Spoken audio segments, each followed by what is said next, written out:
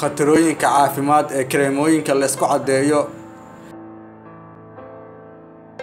kansarka maqaarka. kareemada la isku cadeeyo waxaa ku jira labada kiimiko ee kala ah hydroquinone iyo mercury. labadan kiimiko hydroquinone ayaa dilaysa unugyada soo saara midabka madow iyo casaanka ee la yiraahdo melanocytes. markay unugyadan dhintaan maqaarku ma xamili karayo inuu iska difaaco cadceedda qorraxda iyo wax kasta oo kulul.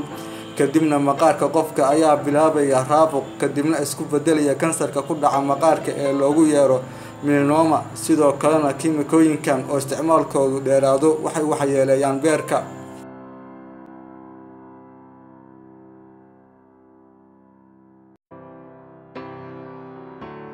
midab gubasho. isticmaalka kareemooyinka la isku cadeeyo muddo ka badan 3 bilood waxay ku hogaaminaysaa qofka midab gubashada maqaarka, gaar ahaan faraha, suulasha, dhagaha iyo goobaha kale ee lagu daliigay kareemka.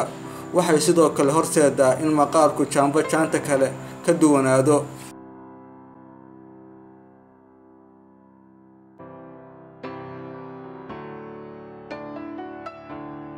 khafiifinta maqaarka.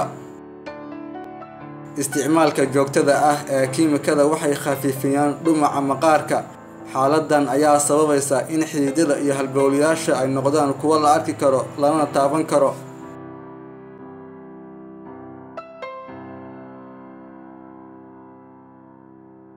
ka bogasho xumada dhaawacyada.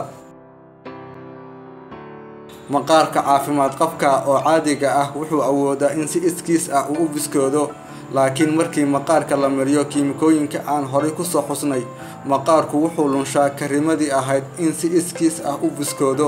sidaas darteed way adag tahay in la daaweeyo nabraha iyo dhaawacyada soo gaara maqaarka qofka marsada kareemada la isku cadeeyo.